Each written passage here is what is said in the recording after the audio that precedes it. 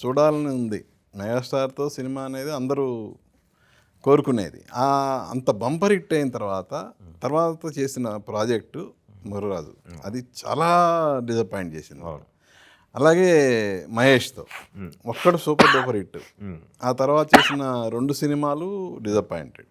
Arjun disappoint కదా sir. Arjun successful film అది. సైనికుడు డిసప్పాయింట్ అయిన తప్పితే అర్జున్ వెరీ సక్సెస్ఫుల్ అండి. అంటే మీకు ఒక్కడితో కంపారిజన్ రావటం మూలంగా అర్జున్ తగ్గినట్టు కనబడుతుంది తప్పితే అర్జున్ తీసిన ప్రొడ్యూసర్ కానీ బయ్యర్స్ కానీ అందరూ సేఫ్ అండి. అదేమో లాస్ట్ ప్రాజెక్ట్ కాదు. ఓకే, ఫస్ట్ టైం చేసేటప్పుడు మీకు ఒక ఫుల్ ప్లెడ్జెడ్ ఎఫర్ట్స్తో మీరు చేశారు. ఆ తర్వాత అంటే మీరు టెక్నీషియన్గా మీరే వస్తే సింపుల్గా చూడాలనుంది నా కథ.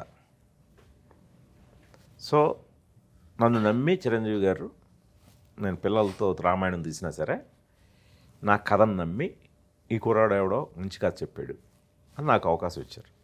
అది ప్రూవ్ చేసుకున్నాను నేను. దాంతో ఆయనకి నాకు మంచి ట్యూనింగ్ ఏర్పడింది.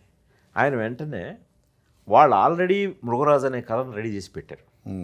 రెడీ చేసిన ప్రాజెక్ట్ని నన్ను డైరెక్ట్ చేయమన్నారు. నేను ఆయనతో ఉన్న ర్యాపోతోటి ఆయన అడిగేసరికి నేను ఎప్పుడు నా కథలు కాకుండా చేసింది అది ఒకటే. ఓకే, మృగరాజు ఒకటే. సో నేను సరే అది కూడా ఒక హాలీవుడ్ ఫిలిం, మంచి గోస్ట్ అండ్ ది డార్క్, అది నా ఫేవరెట్ ఫిలిం. దాన్నే వాళ్ళు అడాప్ట్ చేసి ఉండడం మూలంగా నేను ఒప్పుకున్నాను. అది కూడా ఒక ఆర్ట్. అవతలోడి కథను మనం తీసి గొప్పగా తీయడం కూడా ఆర్ట్. ఆ ఆర్ట్ విషయంలో నేను ఫెయిల్ అయ్యాను. మృగరాజు విషయానికి వచ్చేసరికి ఒక్కడు అర్జున్ నో రిగ్రెట్స్ అండి ఎవరికి, బాబుకి కానీ మహేష్ కానీ నాకు కానీ. సైనికుడు విషయంలో కొంచెం మా ఇద్దరికి ట్యూనింగ్ ఎక్కువైపోయింది. అంటే మహేష్ నన్ను బాగా నమ్మేయడం, నేను మహేష్ని బాగా నమ్మేయటం, ఇది కొంచెం డ్రాబ్యాక్ అయింది.